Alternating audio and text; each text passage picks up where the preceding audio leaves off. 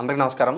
ఇవాళ మన స్టూడియోలో ప్రముఖ ఆధ్యాత్మికవేత్త, జ్యోతిష్య వాస్తు పండితులు బ్రహ్మశ్రీ డాక్టర్ నాయకంటి మల్లికార్జున శర్మ గారు ఉన్నారు. ఫిబ్రవరి మాసంలో ధనుసు రాశి వారికి ఎలాంటి ఫలితాలు ఉండబోతున్నాయో గురుగారిని అడిగి తెలుసుకుందాం. గురుగారు నమస్కారం.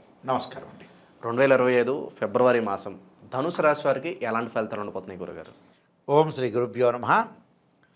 ధనుస్సు రాశి వాళ్ళ యొక్క ఫలితాలు చెప్పుకునే ముందు ముఖ్యంగా గ్రహస్థితి అనేది ఏ విధంగా ఉండబోతుంది అంటే ఫిబ్రవరి మాసంలో గ్రహాలు ఏ రాశుల్లో సంచరించబోతున్నాయి మనం చూస్తే వృషభంలో గురువు, మిథున కర్కాటకంలో కుజుడు, కన్యలో కేతువు, రవి బుధులు మకరంలోను, ఆ తర్వాత ద్వితీయార్థంలో కుంభంలోను, శని కుంభరాశిలోను, మీనంలో శుక్ర రాహుల యొక్క సంచారం అనేది జరుగుతుంది ఇక్కడ. అలానే ఇక్కడ రవి బుధ శని ద్వితీయార్థంలో 3 గ్రహాలనేవి కూడా త్రిగ్రహ కూటమి కూడా ఇక్కడ ఏర్పడుతుంది. దీనివల్ల ఏ విధంగా జరగబోతుందో మనం ఒకసారి గోచారీత్యా తెలుసుకుందాం. గోచారీత్యా తెలుసుకునే ముందు ఈ రాశి వాళ్ళకి ప్రత్యేకంగా ధనస్సు రాశి వాళ్ళకి చతుర్థ స్థానంలో శుక్రుడి యొక్క సంచారం. చతుర్థ స్థానంలో సంచారం వల్ల సుఖంగా ఉండటం, భోగంగా ఉండటం, విందులు వినోదాలు విలాసాలకి ప్రయారిటీ ఇవ్వటం, ప్రతి దానిలో కూడా ముందుకు వెళ్ళే అవకాశాలు ఉండటం, వివాహ ప్రయత్నాలు కానీ, ఉద్యోగ ప్రయత్నాలు కానీ, వ్యాపార ప్రయత్నాలు కానీ ఫలవంతం అయ్యే అవకాశాలు ఎక్కువ ఉంటాయి. అంటే సక్సెస్ దిశలో ఎక్కువగా ఉంటారు. ఈ సక్సెస్ దిశలో ఎక్కువగా ఉంటారు.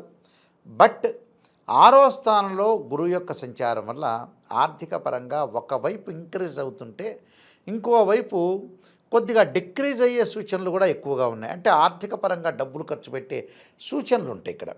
ఎందుకంటే గురువు ధనుసు రాశి వాళ్ళకి పెద్దగా మంచివాడు కాదు. 6వ స్థానంలో గురువు ఎప్పుడూ కూడా ఆల్వేస్ 2, 5, 7, 9, 11 పొజిషన్స్లో ఉంటేనే అనుకూలంగా ఉంటారు. అంటే 2, 5, 7, 9, 11 స్థానాల్లో ఉంటేనే గోచారీత్యా వాళ్ళ రాశి దగ్గర నుంచి అప్పుడే బాగుంటుందని మనకి శాస్త్రం చెప్పబడింది. అదే గోచారం అంటారు. This is the transit system అంటారు.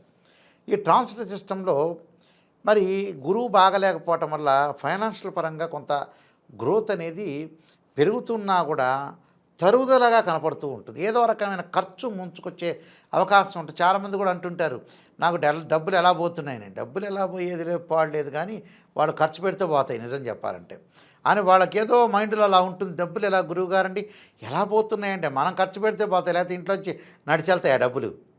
అలా కాదు, డబ్బులు మనం ఖర్చు పెడితేనే వెళ్తాయి. అంటే వృధా ఖర్చులు వస్తాయని చెప్పాలి. ఆ పాయింట్కి ఆన్సర్ మనకి ఎలా పోతుందని అంటే నడకొద్దే దానికి డబ్బుకి వృధా ఖర్చులు అవుతున్నాయండి అని చెప్పాలి. ఆ ఖర్చు తెలియకుండా ఉంటాయి వాళ్ళకి. అంటే ఎంత ఖర్చు పెట్టామో క్యాలిక్యులేట్ ఉండదు, అది తెలియకపోవటం అంటారు యాక్చువల్గా. అలాంటివి డబ్బులు ఖర్చు అయ్యే సూచనలు అనేవి బాగా ఎక్కువ ఉంటాయి. కాబట్టి ఆ డబ్బుల్ని పొదుపు చేసుకోండి, ఒక బడ్జెట్ వేసుకోండి, ఎక్కడ ఖర్చు పెడుతున్నామో చూసుకోండి, అక్కడే ఖర్చు పెట్టండి. సింపుల్ ఈక్వేషన్ అయిపోయింది. అలానే విద్యార్థులు చదివేటప్పుడు అధిక ప్రాధాన్యత ఇవ్వాలి. కొంతమంది ఎందుకంటే ఇప్పుడు ఎగ్జామినేషన్ వచ్చినాయి, 10th క్లాస్ ఇంటర్మీడియట్ ఇవన్నీ కూడా. ఈ ఎగ్జామినేషన్లో చాలామంది హడావుడిగా రేపు మ్యాథ్స్ ఎగ్జామ్ అనగా రాత్రి 12, 1 గంట వరకు కూర్చుంటారు. అలా కూర్చోకూడదు. ఎగ్జామ్ హాల్లో నిద్రపోతారు వాళ్ళు. ముందుగానే ప్రిపరేషన్ కావాలి. ఏ సబ్జెక్టులో అయినా ముందుగానే ప్రిపరేషన్ కావాలి. వేరే వ్యాపకాలను తగ్గించుకోవాలి కంప్లీట్. ఈ 3 నెలలు నాకు చదివే జీవితం, చదివే లైఫ్, ఎడ్యుకేషన్ లైఫ్ చాలా ఇంపార్టెంట్ అనుకొని ముందుకెళ్ళాలి. అందువల్ల కొంత వ్యాపకాలు తగ్గించుకొని ముందుకెళ్ళటం అనేది మంచిది. దానితో పాటు సంతానపరంగా ఇబ్బందులు రాకుండా చూసుకోవాలి. మిగతా గ్రహాల యొక్క కలయికను మనం చూసుకున్నట్లయితే సప్తమ అష్టమాల్లో కుజుడు ఉన్నాడు. ఈ సప్తమ అష్టమాల్లో కుజుడు ఉండటం వల్ల కెమికల్ కంపెనీస్ వాళ్ళకి కానీ, రియల్ ఎస్టేట్ వాళ్ళకి కానీ, కన్స్ట్రక్షన్ వాళ్ళకి కానీ, అలానే మందుల షాప్ వాళ్ళకి కానీ కొంత ఆదాయపరంగా గండి ఉంటుంది.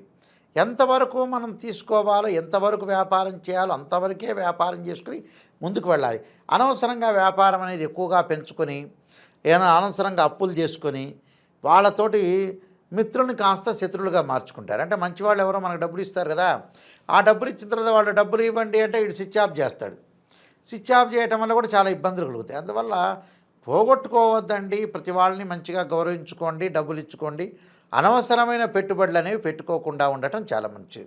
అనవసరమైన పెట్టుబడులు మనం పెట్టామనుకోండి, ఇబ్బందికరమైన పరిస్థితులు వస్తుంటాయి. ఎందుకంత రిస్క్ చేయాల్సిన పని ఏంది మనిషి? అందువల్ల రిస్క్ చేయొద్దండి, ఎక్కడ అప్పులు చేయొద్దండి.